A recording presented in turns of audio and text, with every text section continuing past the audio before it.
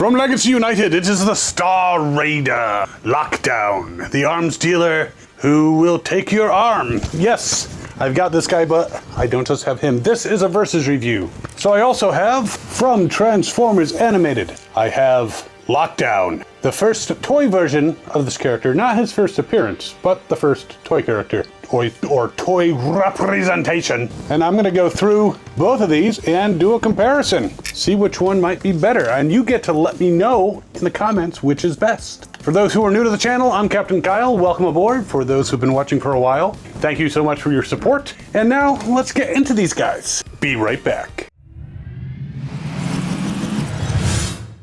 So apparently Lockdown first appeared in the IDW comics, very cool character, but he was not actually represented in any cartoon or toy form until Transformers Animated, where he was voiced by Lance Henriksen, and he and Prowl had some run-ins. So we are gonna go over this one, but first I wanna go over the Legacy one. Now this one may actually be a little closer to the Revenge of the Fallen version, and quite frankly, I don't care.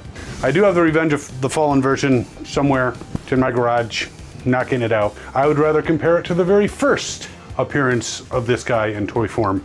So we're gonna do that. But as usual, the box is nice, though this is the windowless stuff. You can see on the back his modes, which he's a very cool Mad Max looking vehicle. And yeah, because he is a Star Raider, they are not saying he's Animated Universe Lockdown. They're not saying he's aligned movie universe, whatever. They're just calling him Lockdown as a Star Raider. So let's break him out and see what we see. So when we pull him out, there he is on his plastic and cardboard prison, and his accessories are in the back, wrapped in Autobot paper, for God's sakes. Can't we get any Decepticon paper? I mean, I'm not asking for Star Raider paper, because that is a different symbol, but with limited utility. But, you know, he's definitely more evil. I mean, look at that. He's got a Decepticon symbol on his back and his front in the animated version. So he's evil. So Autobot paper, not applicable. Even just use purple and red paper. That would be better. But let's get this plastic shit off of him and onto my table. Okay, scissors are easier. So there he is, free from the packaging. But let's see what accessories he has and get this shit off my table. Box. In the Autobot paper, we have a bunch of stuff. We have these two little engine parts. I don't even know. Got this weapon, this similar weapon, though slightly different colored. We have exhaust pipes and a hook. Hook. Rufio. I'm sorry, I'm getting flashbacks to a very classic movie. All right, give him a quick spin, but then we're gonna refer to these wonderful instructions, which also, as I suspected, have a shitty piece of paper, which again, I read one and it's all about, don't force feed these to your kids, which I would not do. So in robot mode, first of all, you take these exhaust pipes and it looks like you're supposed to plug them into the tires. So I guess we're gonna move them when he's in vehicle mode, we'll see. One of these weapons gets the hook, probably the gold one, it looks like. And that pops into his hand. The other weapon looks like it connects to his forearm. And then you take these two engine pieces, merge them, and put them into his hand. So he's got a lot of weapons. The hook, the arm cannon, the engine cannon, pretty neat. You can also take the hook, attach that to his arm, separate the engine pieces, see team separate, and he can use them as two weapons instead of a double-barreled one, single-barreled ones. All right, so he's a neat-looking figure, very reminiscent. Again, I'd say he's probably closer in design to the Revenge of the Fallen one, but I'll give you a spin on the Turntable of Doom. He's got very long heels, so he's very stable. I like that. I can spin this pretty quick and he's not gonna go anywhere. But he's an intimidating looking Star Raider. I guess he went from Decepticon arms dealer to Star Raider.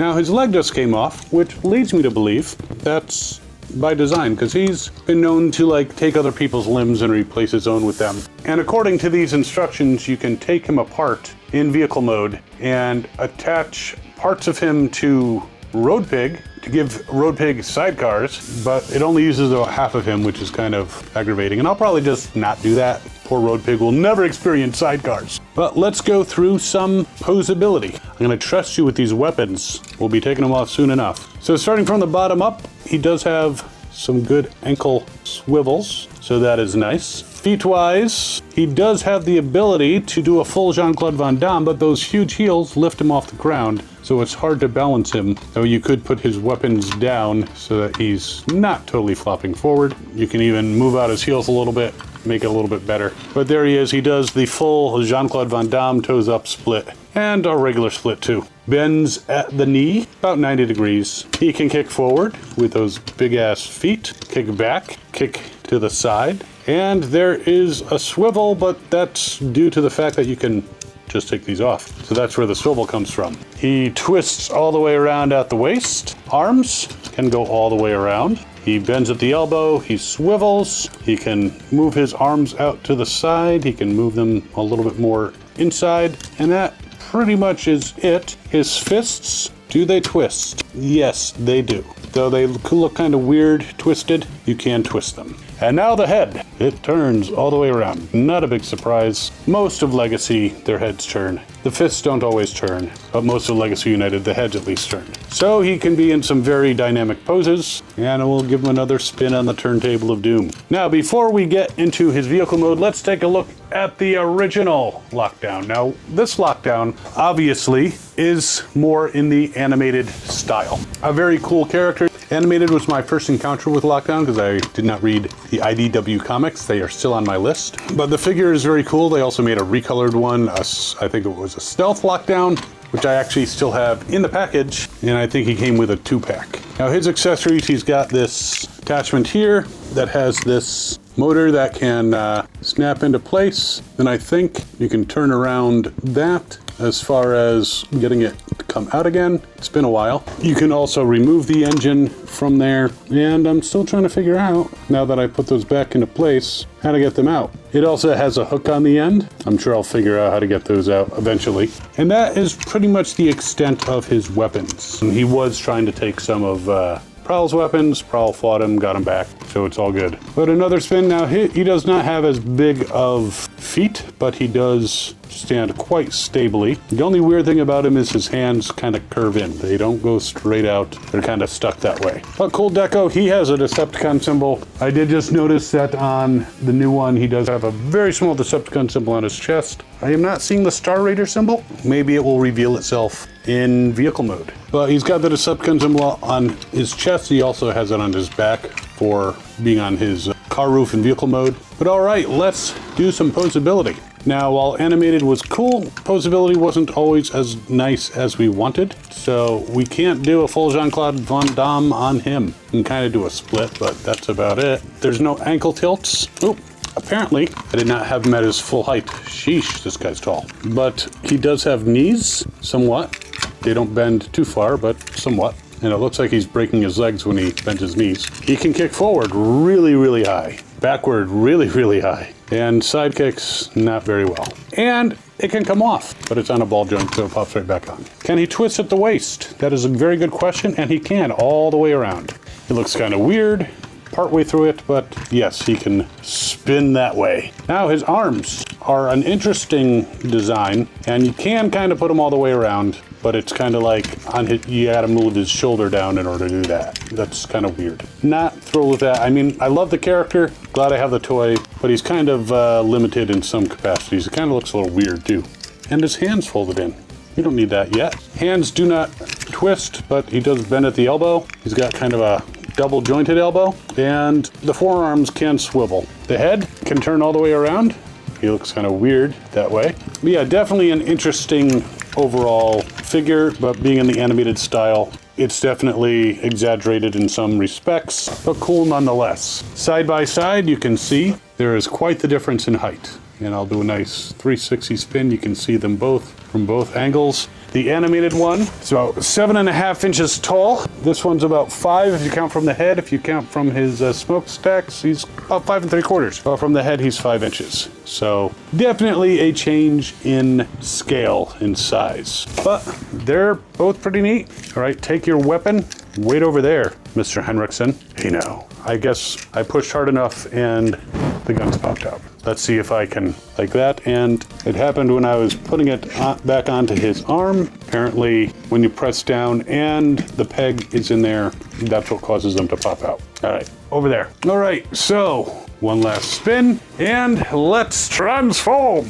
So there he is in his vehicle mode.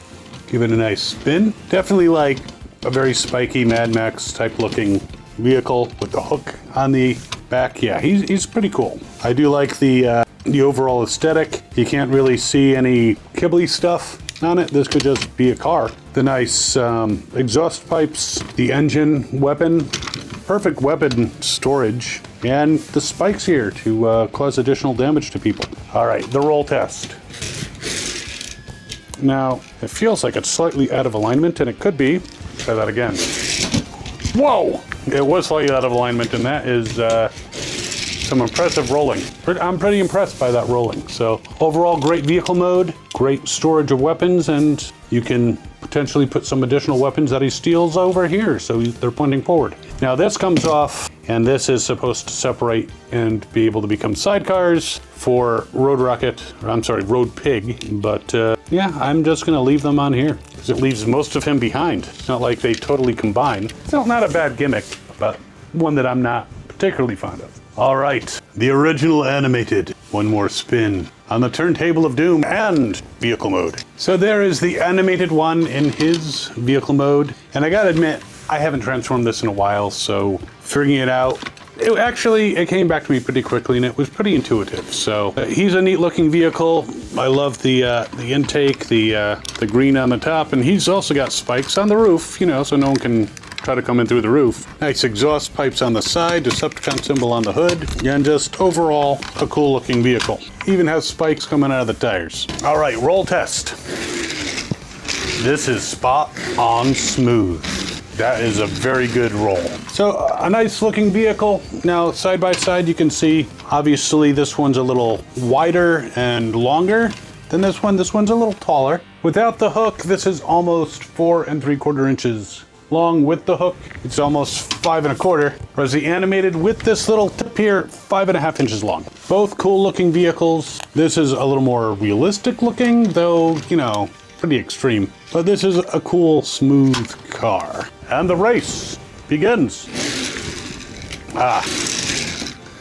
It looks like the original is the faster car, more sustained with the same amount of push, but they're still both very cool versions of Lockdown. This one's probably more reminiscent of Revenge of the Fallen, but this one is definitely worth having if you don't have them already. Now, which one is better? Well, I'm leaving that up to you. Go into the description, let me know which one you think is better, and have fun with them. I will put links to both of these in the description. This is hopefully still available at retail. I was just at a Walmart and I didn't see him, but I did see a Road Pig. I was a little surprised. Him, you're gonna have to go to eBay, but I'm putting a link right there. And if you use my links, it helps support the channel, so I appreciate it very, very much. And if you're enjoying this content, by all means, feel free to subscribe. And while you're mulling over which of these, or if you want to get both of these, or if you got this one and now you're thinking about this one, whatever the case may be, you can check out this video over here, which is a comparison of the new Legacy Bumblebee compared to the animated Bumblebee. And we will see you next time. As always, have fun